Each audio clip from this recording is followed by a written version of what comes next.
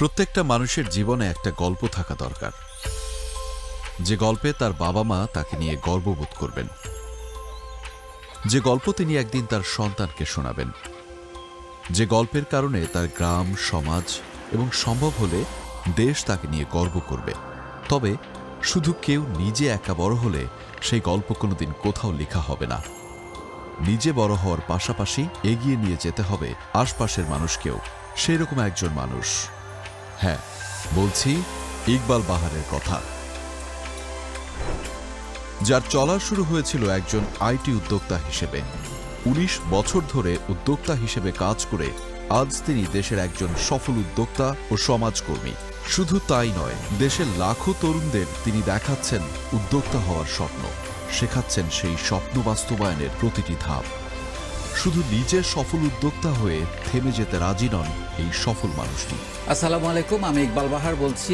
নিজের বলার মতো একটি গল্পের ৯০ দিনের টানা যে সেশন আমরা দেশে বেকারত্ব দূর করতে, লাখো উদ্যোক্তা আর ভালো মানুষ গড়তে তিনি এখন নিরলস শ্রম দিয়ে যাচ্ছেন। তরুণদের মাঝে ছড়িয়ে দিচ্ছেন সফল হওয়ার কলা কৌশল। কোনো ধরনের পারিশ্রমিক ছাড়াই প্রতিদিন ৫ থেকে ৬ ঘন্টা করে সময় দিচ্ছেন তরুণদের মেধা বিকাশে, শেখাচ্ছেন কিভাবে একজন সফল উদ্যোক্তা হতে হবে। তবে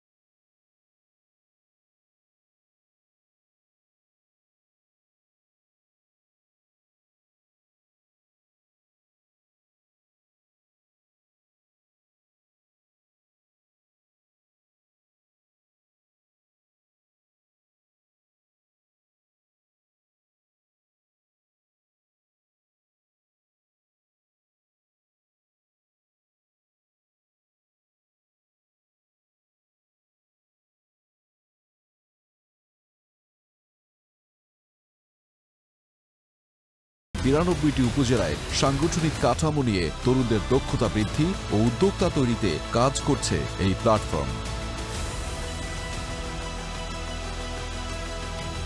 ইতিমধ্যে সারা দেশে প্রায় ৪,৪০০ অনলাইন ও অফলাইন মিটআপ, উদ্যোক্তা সম্মেলন, ভলান্টিয়ার সম্মেলন ও ৫,০০০ উদ্যোক্তা নিয়ে বাংলাদেশের ইতিহাসে সবচেয়ে বড় উদ্যোক্তা মহাসম্মেলন অনুষ্ঠিত হয়েছে। বেকার থাকবো না।